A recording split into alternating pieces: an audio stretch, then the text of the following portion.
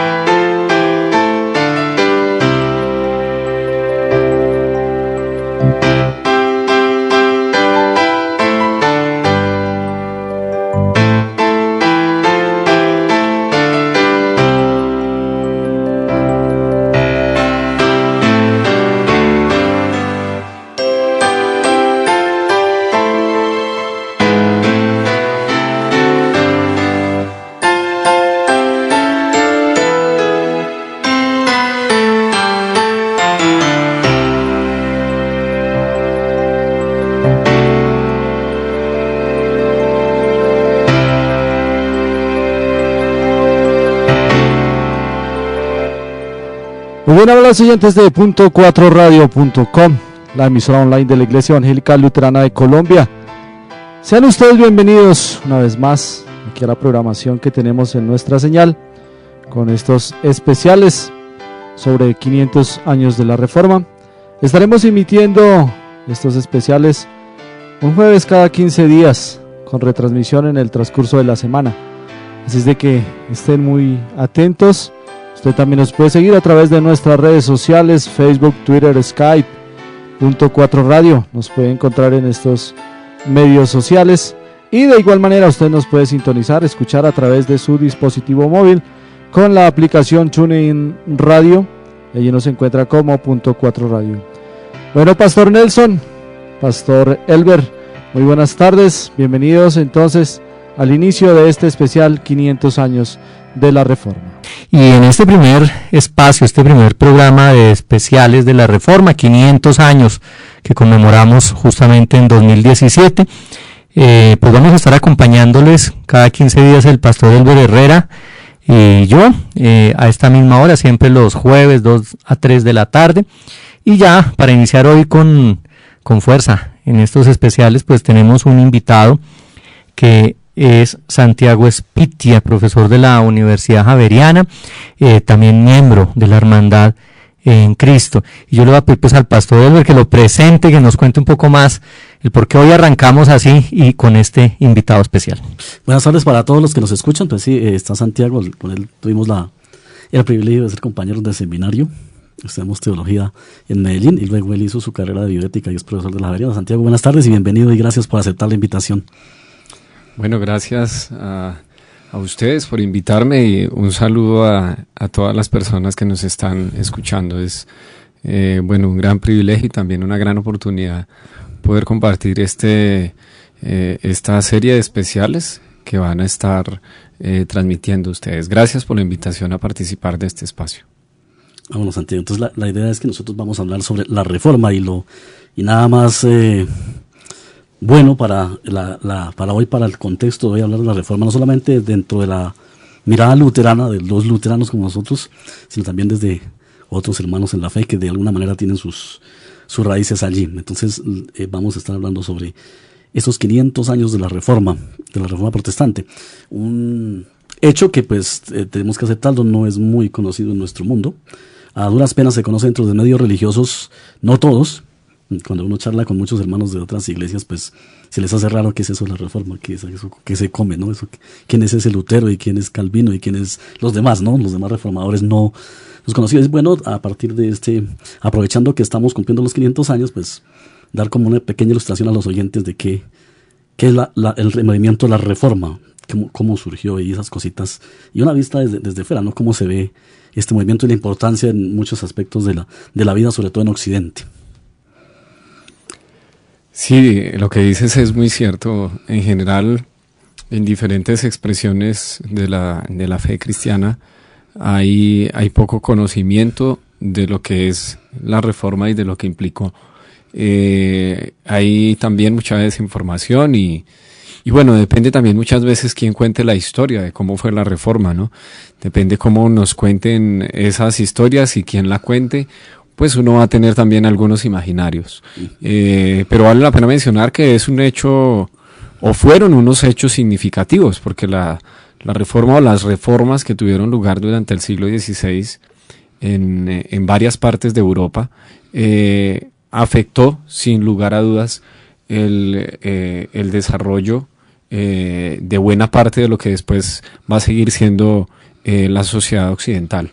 Puede que Martín Lutero y los primeros reformadores no tuviesen esa intención, pero sin lugar a dudas lo lograron, y la influencia que generaron no solamente en contextos eclesiales o en contextos religiosos fue muy grande en las artes, en la política, en la misma economía, en distintos aspectos. La reforma influyó y hasta hoy sigue influyendo, y qué bueno retomar uno de esos lemas conocidos de la Reforma Protestante, que afirmaba que la Iglesia reformada siempre debe estar reformándose. Y qué bueno hoy hacer una mirada a eso y hacer también un llamado de atención a las distintas comunidades de fe, a que tenemos que estarnos revisando y tenemos que estarnos reformando constantemente. Claro, y efectivamente tú lo pones de manifiesto también.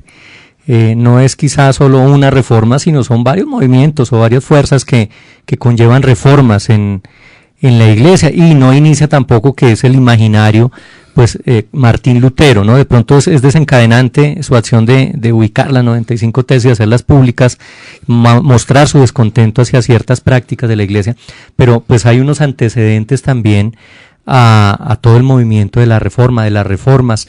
Ya hay unos aportes de otros personajes que antes que Lutero habían manifestado descontento hacia la Iglesia. Pero, ¿qué es entonces lo que realmente desencadena pues que se dé esto? Y Lutero logra canalizar también ese sentir de la cristiandad en su tiempo, que conlleva pues esta reforma como la conocemos hoy en día. Sí, yo considero que precisamente las reformas se dan a partir de la insatisfacción, por un lado, por otro lado también a partir de sentir, de pensar y de ver que las cosas como que no van por donde deberían ir, como que las cosas no van bien. En el caso de Lutero y en el caso de los prereformadores, algo que ya venían ellos anunciando y también denunciando es que la Iglesia, primero, la Iglesia se había institucionalizado de una manera muy desenfrenada y muy desordenada también. Y se confundían ya poderes, ¿no? Y se confundían también esferas de poder, como dirían algunos reformadores precisamente. Y al mirar que la Iglesia no estaba cumpliendo con esa razón de ser por la cual existía, eso va a generar en varios, incluido Martín Lutero, ese descontento, esa intranquilidad también, esa insatisfacción y ese deseo por volver a la fuente. Y llama mucho la atención que volver a la fuente es evidentemente volver a la palabra, es volver a revisar la palabra, pero no solamente volver al libro por volver al libro, sino también por volver al Señor de la palabra, por volver al Jesús de la palabra, porque estaba lejos de las prácticas eclesiales y lejos, por tanto, de la sociedad. Entonces yo creo que esa insatisfacción, creo que la reforma también responde a necesidades muy sentidas. Tampoco creo que haya sido porque sí, sino que hay problemáticas evidentes en distintas áreas, no solo en lo religioso, empezando por lo económico, por lo sociopolítico, y la reforma va a ser una respuesta también a esas necesidades. La reforma va a ser como un grito que se escucha de angustia en medio de tanta injusticia, en medio de tanta necesidad, en medio de tanta desigualdad socioeconómica, desigualdad incluso ante Dios. Entonces creo que la reforma va a ser ese grito de muchos que hace tal vez mucho tiempo estaban gritando, pero que no se quería escuchar su voz. La reforma pues nos ha venido como desde tres puntos de vista, ¿no? El primero, el punto de vista netamente religioso, lo que tiene que ver con la fe, con los dogmas de la fe y todo eso. El segundo, desde el punto de vista de lo social. Y el tercero también tiene que ver desde el punto de vista de que se ha creado como un escalafón donde algunos tienen privilegios para llegar a Dios, ¿no? Se Antes de la Reforma, en el contexto de la Iglesia de esos siglos atrás, se había creado como privilegios donde supuestamente se enseñaba que Dios tenía privilegiados. Había personas que por su situación religiosa, su confesión de fe, estaban cerca de Dios. En este caso hablemos de los religiosos, el clero. Había otros que no, el pueblo no tenía acceso a Dios. Solamente los religiosos, y el pueblo supuestamente lo tenía a través de los religiosos. Era como lo que se enseñaba, ¿no? Más o menos como la idea que daba todo el sistema teológico de la Iglesia antes de la Reforma, ¿no? Entonces, que la Iglesia se institucionalizó. Al institucionalizarse mezcló los poderes. Sabemos por la historia de que no se distinguía el poder religioso del poder político, y sobre todo la hegemonía de la Iglesia, en este caso de Roma, sobre Europa, entonces en los aspectos de la Edad Media. ¿Cuál sería, a juicio de Santiago, el mayor aporte que la Reforma ha dado para nuestros días? El mayor aporte teniendo en cuenta lo social, lo religioso y otros aspectos de la vida. Yo creo la verdad que son muchos, solamente que como la pregunta remite solo al mayor aporte, pues la verdad yo creo que son muchos los aportes. Yo creo que uno muy importante es que se invita como a repensar el lugar del ser humano. Como que pensemos dónde estamos, quiénes somos, para dónde vamos también los seres humanos, y es un impulso muy grande a una nueva mirada de lo que es la humanidad. Creo que ese es uno de los grandes aportes. No por nada también, sí, casi que simultáneamente, mientras en el norte de Europa está teniendo lugar la reforma o las reformas protestantes, en el sur de Europa están teniendo lugar el surgimiento de movimientos renacentistas y humanistas. Yo no creo que eso sea coincidencia y que no esté relacionado. Yo creo que hay mucha relación, porque precisamente al ser humano se le reubica, y se le reubica, ahí sí depende de cómo se interprete, pero algunos lo van a ubicar, si se piensa en una manera 100% humanista, renacentista, no teológica, algunos van a ubicar al ser humano como el centro y la medida de todas las cosas, y van a decir aquí Dios nada que ver. Pero precisamente lo que van a hacer los reformadores es como darle ese lugar adecuado al ser humano, y también al ser humano en relación con Dios. Y creo que eso es un aporte grandísimo, porque saber quiénes somos nosotros, dónde estamos, va a determinar en buena medida, si no en todo lo que hacemos. Creo que ese es uno de los principales aportes de la Reforma, como precisamente reorientar a la humanidad. ¿Para dónde vamos? ¿Qué estamos haciendo? ¿Qué estamos valorando? ¿Qué es lo que nos importa? ¿Por qué vale la pena vivir? Y yo creo que ese sigue siendo uno de los grandes aportes de la Reforma hoy por hoy, donde sigue habiendo crisis del ser humano. El ser humano, no por nada existen las guerras, no por nada existen tantas formas de violencia, no por nada existen tantas formas de muertes, entre otras porque el ser humano no sabe qué significa ser humano, y creo que en buena medida la Reforma trae consigo eso y afecta muchísimas áreas, muchísimas, tanto que el secularismo en buena medida muchos lo atribuyen al surgimiento de la Reforma, tanto que muchos la modernidad lo atribuyen al surgimiento de la Reforma precisamente. Es decir, esa mal llamada edad oscura en la que estaban en ese tiempo Europa es iluminada por esa nueva mirada que el ser humano va a tener de sí, y creo que ese es uno de los principales aportes de la Reforma, y esa mirada nueva del ser humano tiene que ver no solo en términos individuales de su relación con Dios, que sí es muy importante, sino también de su relación con el otro, y eso es algo muy importante también que traen los reformadores. Y bueno, justamente pues en el contexto que se da la Reforma es la entrada de la modernidad, no es un cambio de época, de paradigmas, de modelos.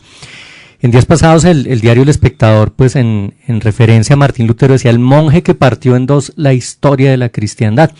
Y en eso pues ha habido grandes discusiones, ¿no? O sea, ¿de qué lado está Lutero? Como que tiene un pie en la Edad Media, algunos dicen que es el último gran personaje de la Edad Media, otros dicen no, es más bien el padre de la modernidad, es el que da apertura.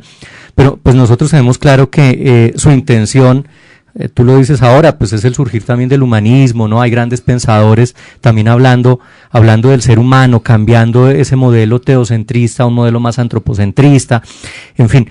Pero ¿hasta qué punto Lutero realmente es el que hace que se ese impulso de la modernidad, de dar luz, de iluminar, desde el humanismo se manifieste, o más bien Lutero es también fruto del pensamiento medieval, solo que con una mirada que hace que el ser humano vuelva sus ojos a las Sagradas Escrituras y las pone pues también como luz para el nuevo tiempo. ¿Hasta qué punto Lutero pudo ser consciente de ese gran cambio que se estaba dando? O más bien, él sencillamente continuó su tarea evangelizadora, misionera, y tuvo convicción de que era necesario que la palabra fuese el centro, pero no llegó a ser consciente de los grandes cambios que vivía la humanidad, o hasta qué punto es responsable incluso de esos grandes cambios.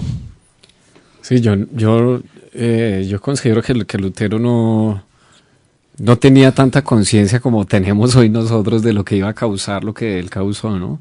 Yo creo que si él hubiese sabido lo que iba a pasar, quién sabe si lo hubiese hecho también, ¿no? Porque eso ocurre con muchas personas clave en la historia, y es que los que después van a desprenderse o generarse de esos movimientos van a acrecentar incluso lo que se quiso inicialmente. Yo creo que Lutero no tenía esa conciencia de lo que podría generar, por lo menos en términos de modernidad, en términos de Europa, en términos de, quién sabe si en términos de la Iglesia.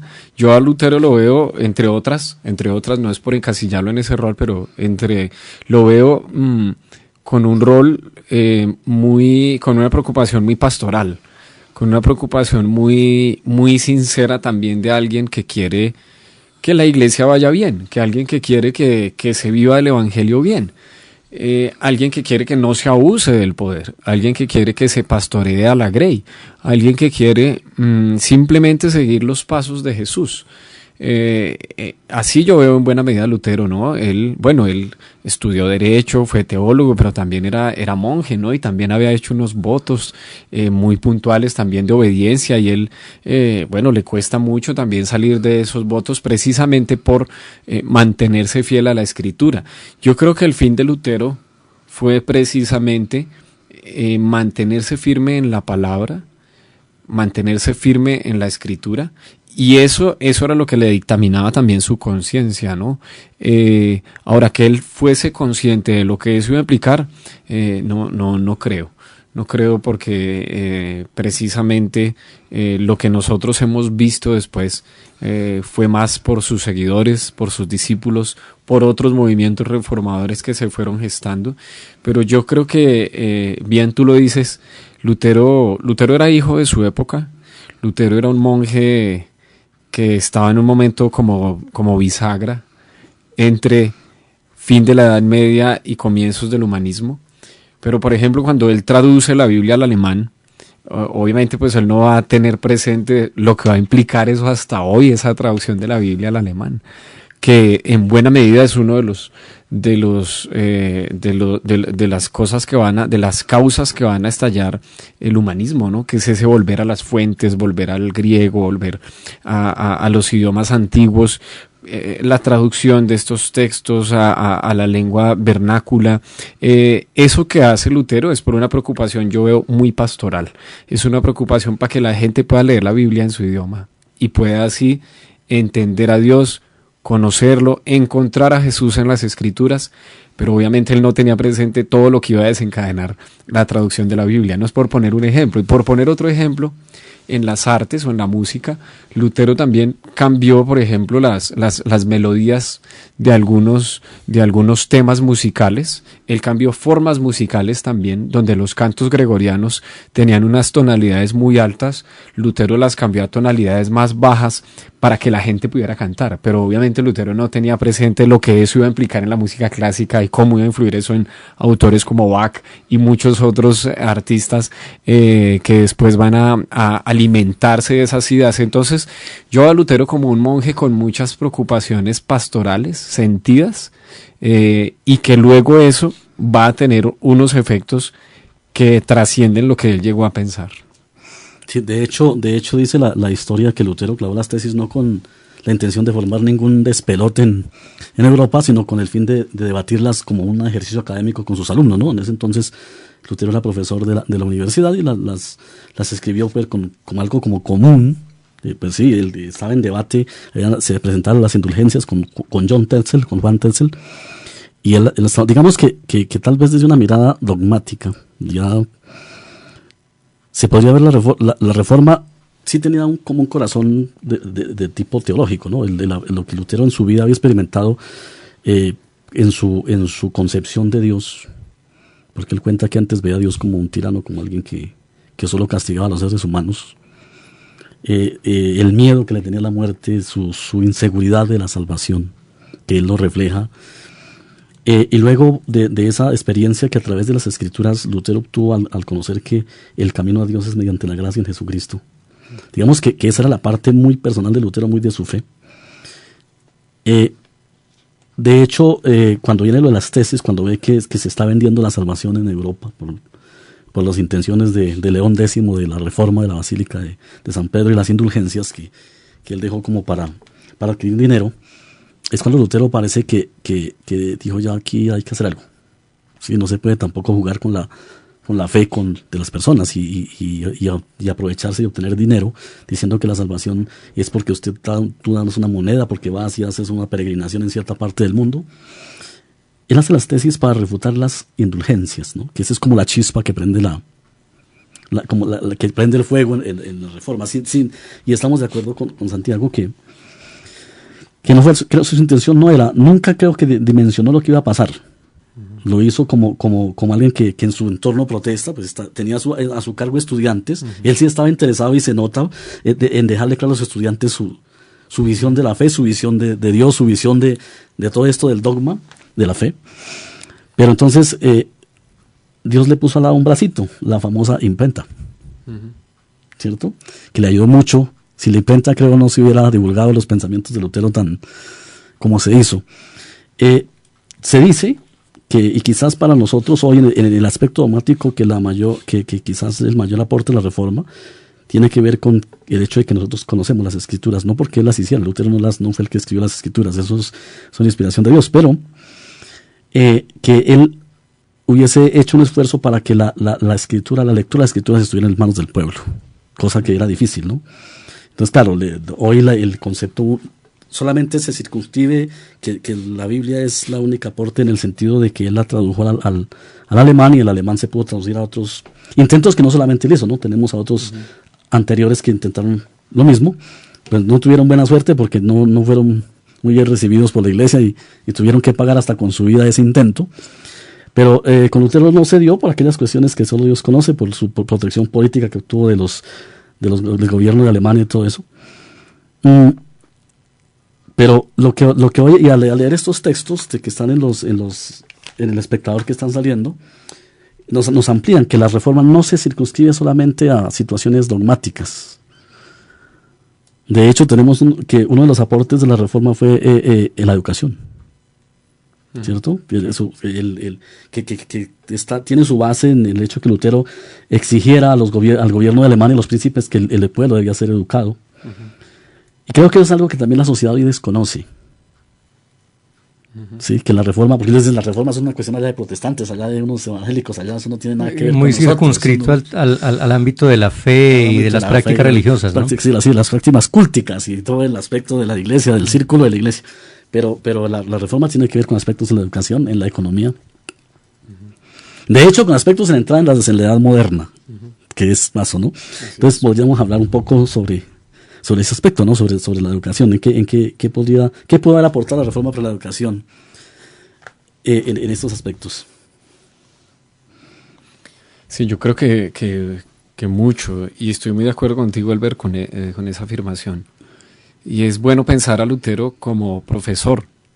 Es bueno mirar a Lutero como profesor porque él, entre otras cosas, él lleva a sus estudiantes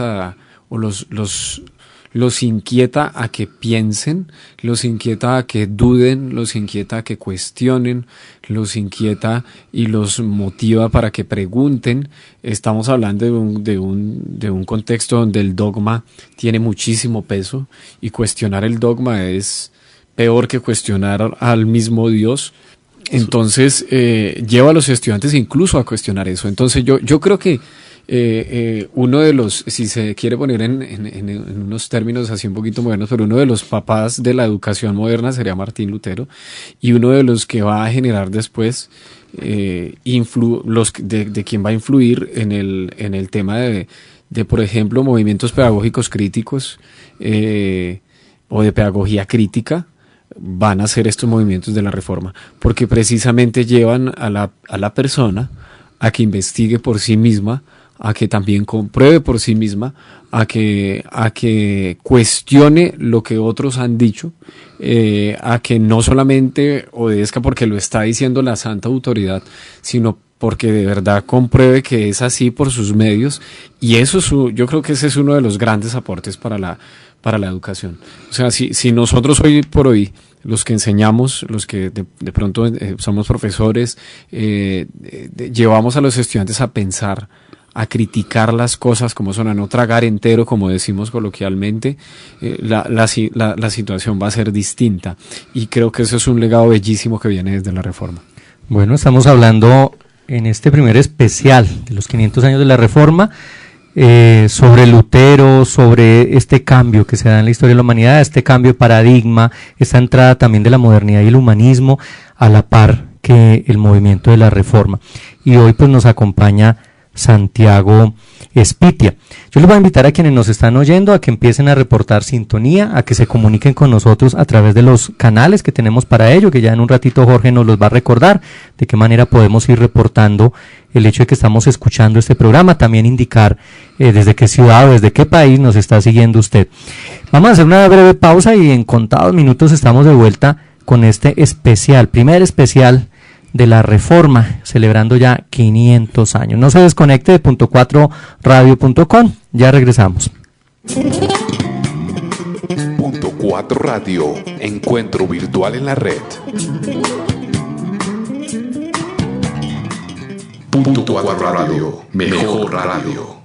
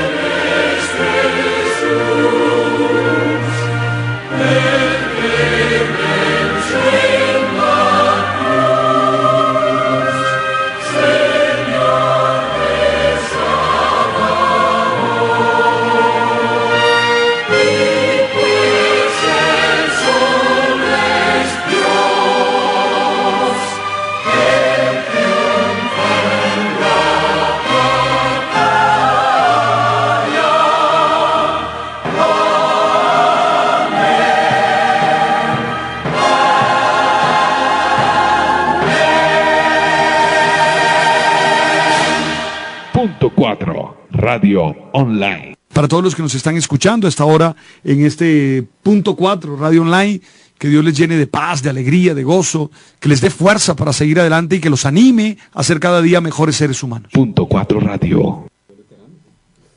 Bueno, estamos de vuelta con este especial de la Reforma, al primero de este año. Vamos a estar acompañándolos cada 15 días, los jueves, entre 2 y 3 de la tarde, con retransmisiones en otros días también, dentro de nuestra parrilla de .4 Radio. Hoy arrancamos este primer especial, pues hablando de esos aportes grandes también, esos aspectos en los que Lutero contribuyó, no solo en el movimiento de la Reforma, sino realmente en todo Occidente, en plena época de la modernidad. Y pues para este propósito nos acompaña hoy Santiago Espitia. Recordamos pues también para quienes están conectando apenas a esta hora, él es profesor de bioética en la Pontificia Universidad Javeriana en Bogotá y es parte también de la Hermandad en Cristo, es decir, es anabautista. Pues Santiago, veníamos hablando un poco de los aportes de Lutero a la educación. La historia nos cuenta que con Lutero, y yo no sé si en eso somos un poco a veces soberbios los luteranos, pero inician las escuelas abiertas, las escuelas de niños, las escuelas públicas. Se atribuye pues que Lutero en su escenario primero familiar con sus 6 hijos, pero después de modo más ampliado, gestó espacios en los que los niños podían formarse, capacitarse, por lo menos recibir la formación básica en principios cristianos, y con esto pues da apertura al hecho de que la infancia sea vista, sea mirada también como importante en los modelos formativos y que esto se haga de modo público, abierto, es decir, casi una educación popular porque era accesible o estaba al alcance de todos. ¿Qué otros aspectos podemos identificar de pronto en esos aportes que se dice Lutero realizó a la educación, también a la universidad, a la cátedra y a la misma teología? Sí, yo creo que un aporte que es muy atribuido y creo que es una atribución muy justa también es el aporte en términos de alfabetización.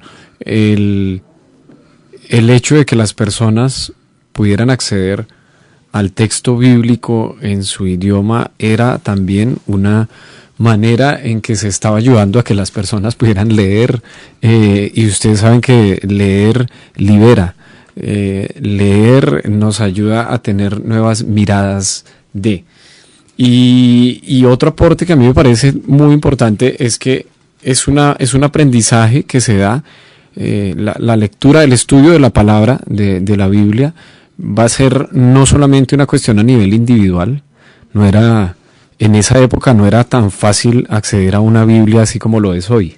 Entonces no es que las personas tuvieran una Biblia ahí debajo del brazo y todas las cargaban para todo lado porque había pasado la Reforma, y no, había una Biblia por comunidad. Entonces eso también es un aporte en términos de enseñanza-aprendizaje, porque esa lectura comunitaria del texto va a ayudar también a que se entienda el aprendizaje de una manera comunitaria, y eso es un aporte también a la educación, a la pedagogía, donde se nos enseña que todos podemos aprender y también todos tenemos la posibilidad de aportar. Todos tenemos la capacidad de enseñar y la capacidad de aprender. Y eso es muy de los movimientos de la Reforma, porque se le quita el estatus de educador educando, el que enseña y el que recibe, esa relación asimétrica que existe todavía muy marcada en distintos escenarios pedagógicos, educativos. Distintos movimientos de la Reforma precisamente van a enfatizar el sacerdocio de todos los creyentes, en el sentido también de que estamos para enseñarnos unos a otros. Y bueno, y las Sagradas Escrituras se vuelven un pretexto también para, tú lo decías, para alfabetizar, para enseñar a leer, porque no era solo el tema de tener las Escrituras en una lengua que la gente no conocía, sino era que de hecho no sabían leer, o sea, podrían haberlas tenido en su propia lengua, pero no la hubieran comprendido. Además, leerla es un aspecto. Ahora, sentarse en comunidad, a dialogarla, a recibir la catequesis, a entender lo que está expresado en ese mensaje, pues eso tampoco se daba, y quizá con estos movimientos de la Reforma es como, además de ser uno de los logros pues más importantes, por lo menos en términos de lectura de la Biblia, de conocimiento de las Escrituras y de fe, pues también da la apertura para que se formalice una lengua nacional, que también es lo que nos dicen con la traducción de Lutero de las Sagradas Escrituras a la lengua del pueblo, pues prácticamente se hace el equivalente de Cervantes y el Quijote de la Mancha, de Dante Alighieri, la Divina Comedia y la lengua italiana, de Shakespeare y la lengua inglesa. En este caso el Lutero, las Sagradas Escrituras, su traducción al lenguaje que hablaba el pueblo, y también como la regulación de ese mismo lenguaje a través del texto escrito.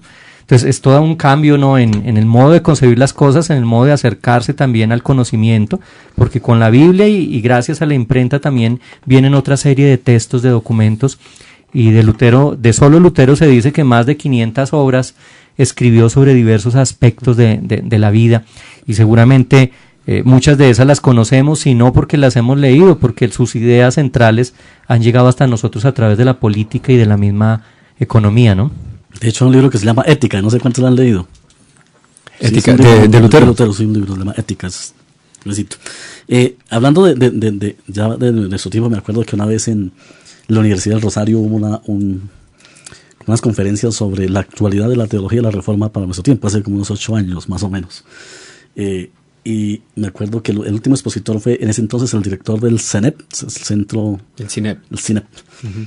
Y a él le preguntaron, era un sacerdote, uh-huh, él iba a exponer sobre cuál era la actualidad de la herencia de la Reforma para hoy, ¿no? Y decía él, aprender de Lutero a leer el tiempo, a leer los contextos, a hablar al tiempo, a hablar al momento en que se está dando la situación. Hay una cosa que me preocupa a mí personalmente hoy, es que hablando de que en los tiempos de la Reforma era lo que la jerarquía dijera, y nadie le cuestionaba nada a nadie, porque no se cuestionaba si decía que había que por un desfiladero echarse a botes, había que hacerlo porque nadie se atrevía a cuestionar nada. ¿No será que hoy en nuestro tiempo estamos viviendo algo parecido en muchos aspectos? Es preocupante ver cómo muchas personas ni siquiera escudriñan, y hoy tenemos la Biblia, ni siquiera escudriñan lo que dice en la Biblia, sino lo que el pastor dice es palabra de Dios, y ni siquiera examinan si eso es verdad o no.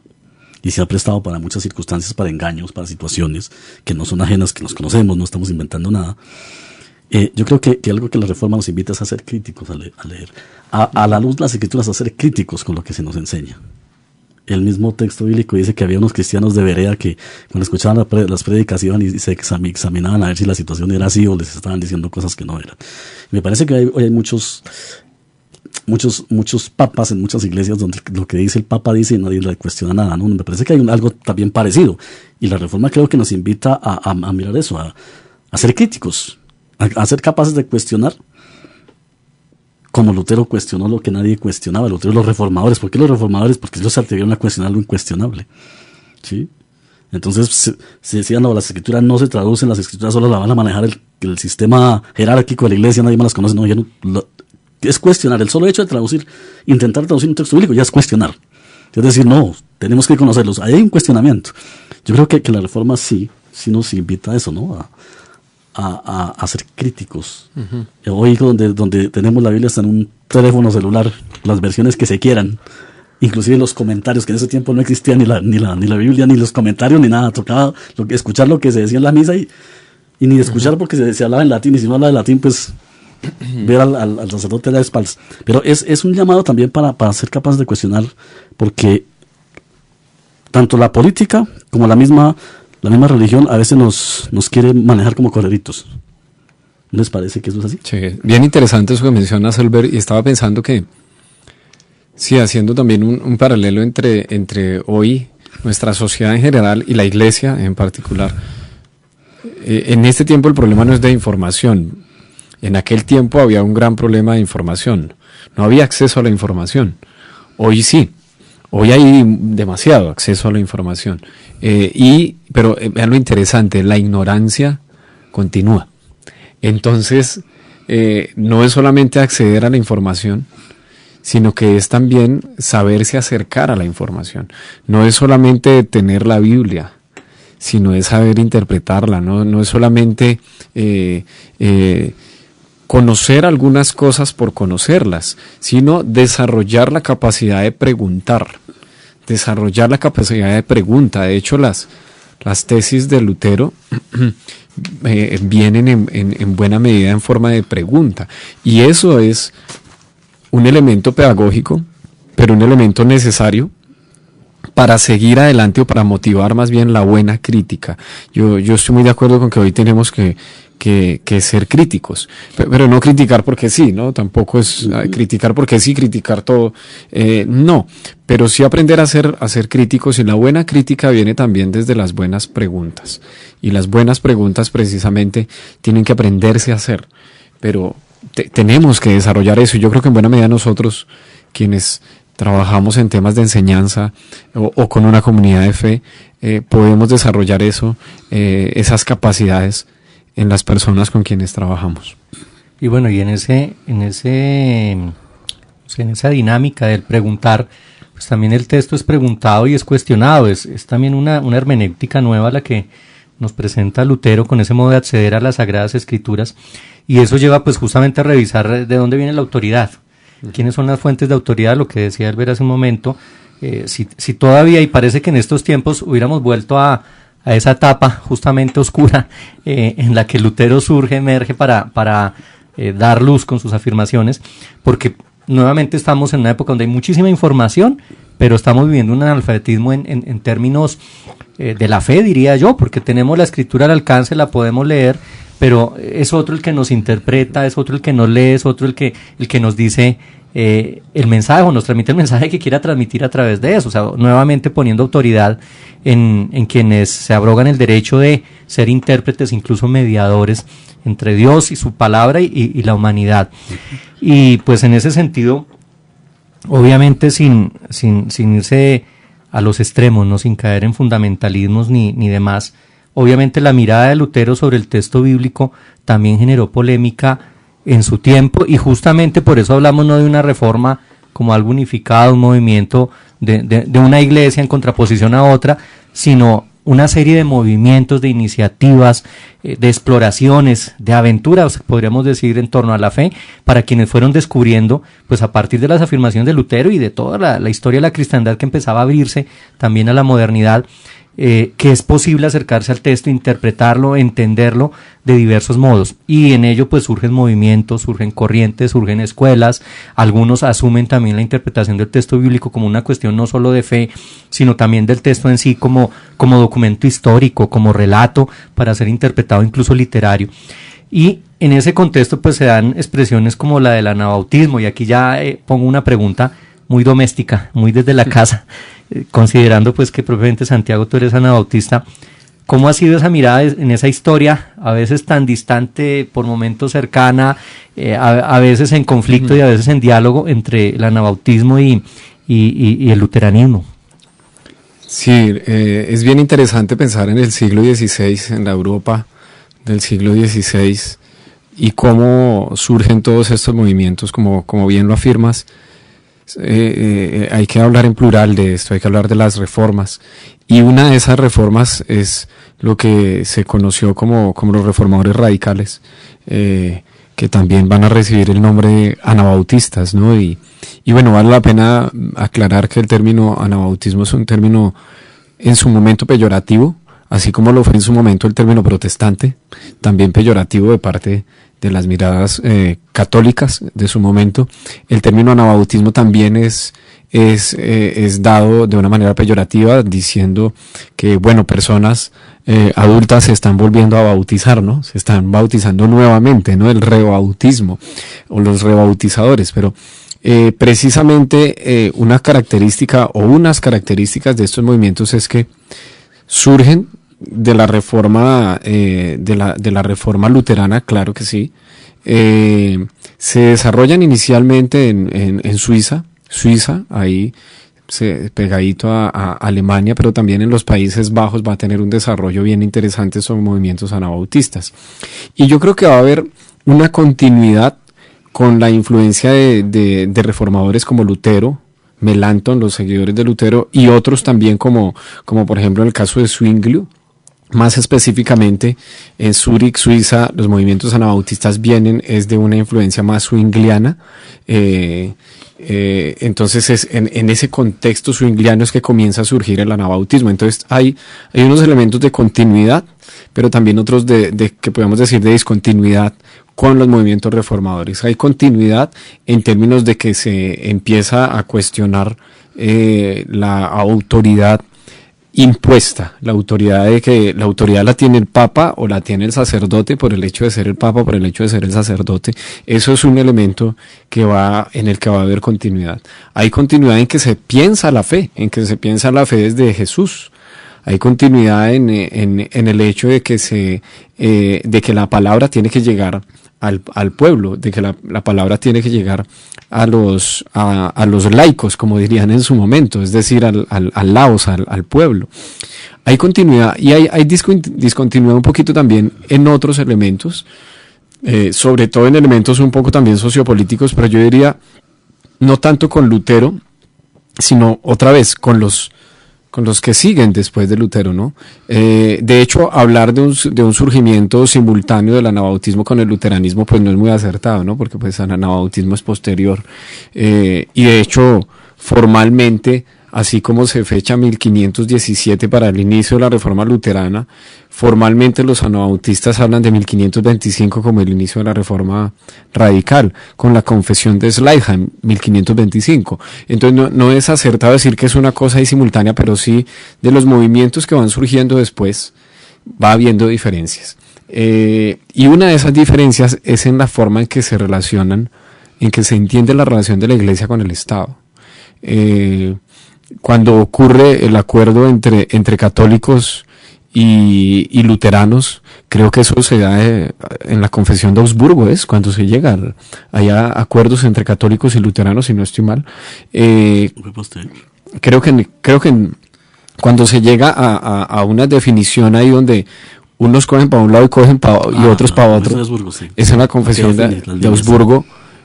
Por un lado van luteranos, por otro lado van católicos, y en la misma Confesión de Augsburgo hay un punto que dice: ¿y qué hacemos con los anabautistas? Porque los anabautistas son como un problema tanto para luteranos como para católicos, y tanto unos como otros llegan al acuerdo de que hay que perseguirlos. Y eso es algo que la historia después reconoció, los mismos luteranos después reconocieron, de cómo persiguieron a muchos anabautistas. Y es porque también esa implicación del volverse a bautizar en el contexto anabautista tenía implicaciones políticas. Es decir, si tú nacías en un territorio alemán católico, pues eras católico, y si nacías en un territorio alemán luterano, eras muy luterano. Es una lectura muy desde el anabautismo, ¿no? Los anabautistas que no se consideraban ni católicos ni luteranos decían: entonces nosotros ¿qué hacemos? Si no bautizamos a nuestros niños, se quedaban sin tierra también. Entonces muchos de ellos fueron perseguidos y exiliados. Por eso la historia del anabautismo en buena medida ha sido la historia de los que han ido exiliando y han sido como siervos sin tierra, porque no han tenido como tierra así como muy propia. Eso es bien interesante. Esa va a ser una gran diferencia, que es los anabautistas no se van con ningún príncipe de su momento. Políticamente dicen la Iglesia tiene que ser autónoma. Y miren lo interesante, porque Lutero también en los dos reinos y en otros documentos precisamente llama a la autonomía o a la independencia de poderes, por decirlo así. Pero en la práctica después va a haber movimientos que se casan con príncipes, con gobernantes, ahí en pleno siglo XVI. Entonces es muy interesante cómo los anabautistas no hacen esa acción política, y eso obviamente tiene implicaciones políticas. Y bueno, es sabido también, es conocido por la historia, que la postura que asumen los anabautistas de no violencia no es inmediatamente que los anabautistas se vuelven no violentos, sino que es precisamente a la luz de tanta sangre que se ha derramado. Ustedes saben que los siglos XVI y XVII son siglos de guerras, y a la luz de tanta sangre que se ha derramado, y son siglos de guerras de religión, ¿no? En nombre de Dios, precisamente los anabautistas dicen: no, esta cosa no es así, y vuelven a leer a Jesús y encuentran que Jesús practica la no violencia en su interpretación del texto. Pero llama la atención que hubo una primera ola de anabautistas que tomaron las armas, que fueron movimientos campesinos, que surgen de las revueltas campesinas, que generó precisamente también todas estas ideas luteranas. Y en ese contexto de revueltas campesinas surgen campesinos que toman las armas y algunos de ellos van a ser anabautistas. Una segunda ola después va a revisar eso y dice no, la opción es la no violencia, y de una manera muy marcada, pues hasta estos días es conocido que los movimientos anabautistas tienen una clara separación del Estado, de gobiernos, de grupos políticos, y en segundo lugar que no toman las armas ni legitiman ninguna forma de violencia ni ninguna forma de legítima de tomar las armas. Entonces, históricamente los anabautistas se han caracterizado por eso, y creo que esa es una diferencia también, no solamente con movimientos luteranos, sino en general con otros movimientos de la cristiandad. Salgamos un poquito del asunto de la reforma, ya que tenemos a un bioético aquí. ¿Cuál es la relación bioética-fe? para cambiar un poquito de tema. No, yo creo que hay mucha relación, Elber, entre la bioética y la fe. La bioética es la pregunta por qué es lo bueno para la vida. La ética de la vida, qué es lo bueno para la vida, y no solamente la vida humana, sino la vida en sus distintas expresiones. Creo que la fe también tiene que ver con eso. La fe también a nosotros nos tiene que preguntar qué es lo mejor para la vida y qué es lo bueno para la vida. Ahí como para responder y cerrar ese paréntesis. Porque eso da para un programa como para otro programa. Sí. La bioética. Sí, y bueno, Santiago, tú arrancabas diciendo algo que como iglesias protestantes siempre hemos dicho que la iglesia reformada, pero siempre está reformándose. ¿Qué reformas se necesitan hoy en la cristiandad? ¿De qué reformas podemos hablar 500 años después de Lutero y de este gran siglo dorado del inicio de la Reforma? Uy, yo creo que muchas, la verdad. Y es bueno también aclarar que nosotros estamos hablando desde dentro, ¿no? Muchas veces cuando uno habla de estos temas, las personas creen que uno es como un experto que está hablando desde afuera de lo que tiene que ser la iglesia, pero estamos hablando desde dentro, ¿no? Muy como lo hizo Lutero. Lutero habló desde dentro. Lutero no habló como protestante, sino habló como un cristiano genuino. Desde esa mirada también de un cristiano genuino, yo creo que son varias las reformas. Y una es, en primer lugar, que la iglesia tiene que preguntarse qué entiende que es ser iglesia. Como la pregunta es muy desde la eclesiología, como ¿qué entendemos por ser iglesia? Y eso a nosotros nos puede llevar a muchas cosas. Entonces uno va a responder, ¿la iglesia es una institución? ¿Será que la iglesia es una institución? ¿La iglesia es ¿qué es la iglesia? ¿Es una comunidad de personas que han tomado la decisión de seguir a Jesús? ¿Qué es la iglesia? Es una pregunta que es muy necesaria para generar un proceso de reforma. Pero de la mano con esa pregunta, yo también creo que la iglesia tiene que preguntarse qué imagen tiene de Jesús. Como la iglesia ve a Jesús, así mismo se entiende como iglesia. Los rostros, como diría Miguel Bonino, los rostros que tenemos nosotros de Jesús van a determinar el rostro de iglesia que nosotros vamos a mostrar. Entonces, ¿cuál es el rostro de Jesús que tenemos? Creo que por ahí viene la reforma. Cualquier reforma empieza por ahí en términos de iglesia. Tenemos que volver a hacer la iglesia de Jesús. Entonces toca volver a ver a las comunidades de Jesús, la iglesia de Jesús en el primer siglo. Hay que volver a las primeras comunidades cristianas y hay que volver a tratar de vivir como ellos vivieron y hacer lo que ellos hicieron. Cuando uno genera esa práctica, empieza a reformar muchas cosas, muchísimas cosas.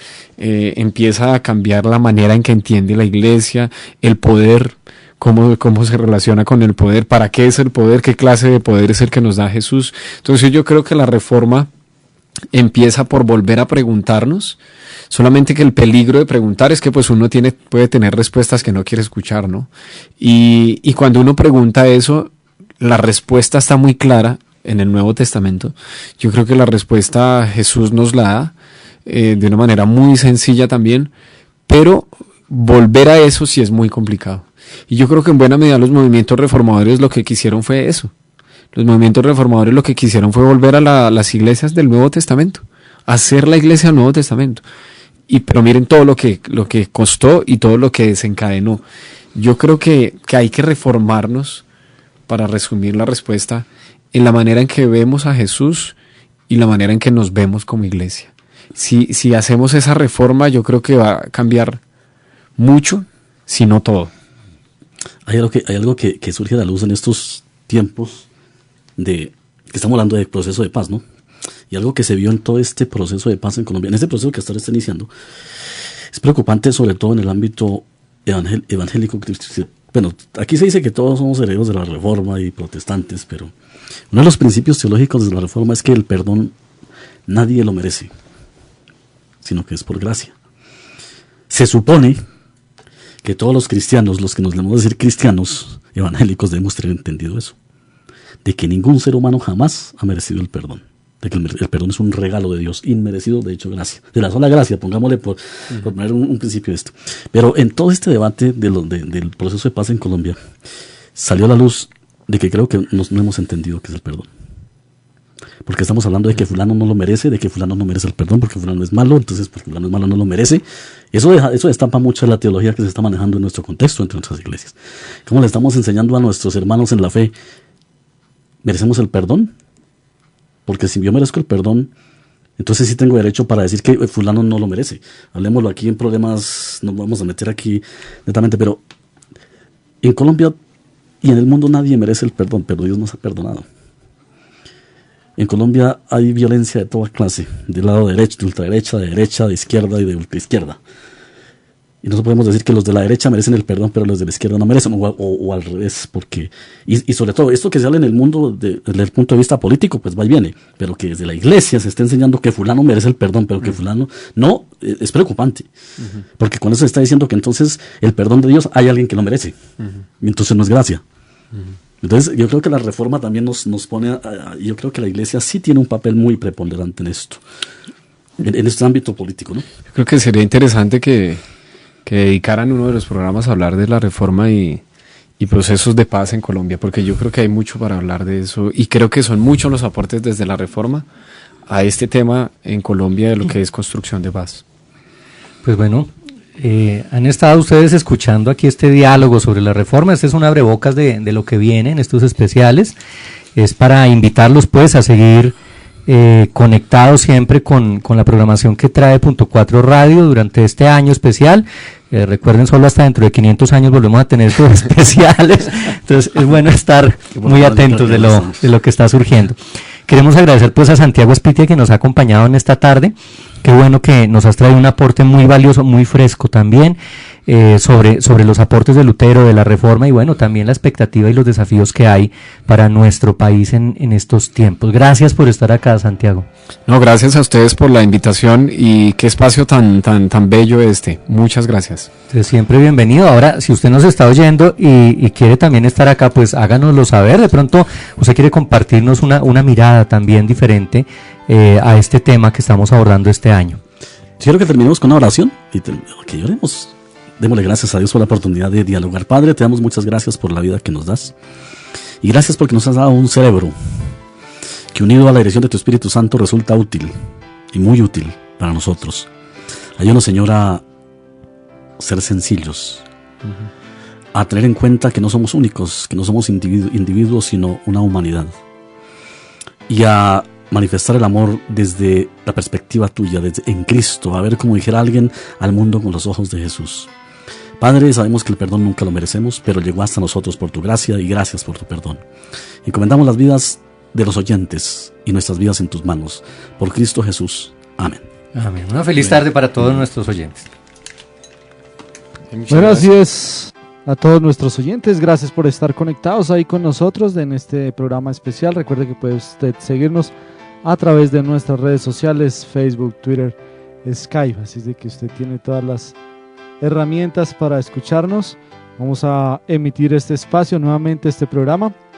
Lo vamos a tener nuevamente, este espacio, este programa, los lunes de 2 a 3 de la tarde, los lunes de 3 a 4, y vamos a tener el jueves nuevamente de 2 a 3 la repetición de este espacio. Y para quienes nos escuchan, como dicen, en el viejo continente, donde inició la Reforma, en Alemania y sus alrededores, los lunes a las 2 de la mañana y los jueves a las 3 de la mañana, para que usted nos escuche también y nos reporte sintonía desde los distintos lugares y países donde llega nuestra señal. Así es de que quédese atento a la programación de Punto 4 Radio.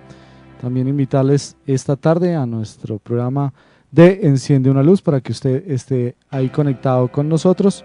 Y no olvide, Este programa lo retransmitiremos en 8 días, 2 a 3 de la tarde, y el lunes próximo de 3 a 4 de la tarde, y volveremos en vivo en 15 días nuevamente con un invitado más a este espacio 500 años de las reformas protestantes. Dios les bendiga y feliz día para todos. Chao, chao.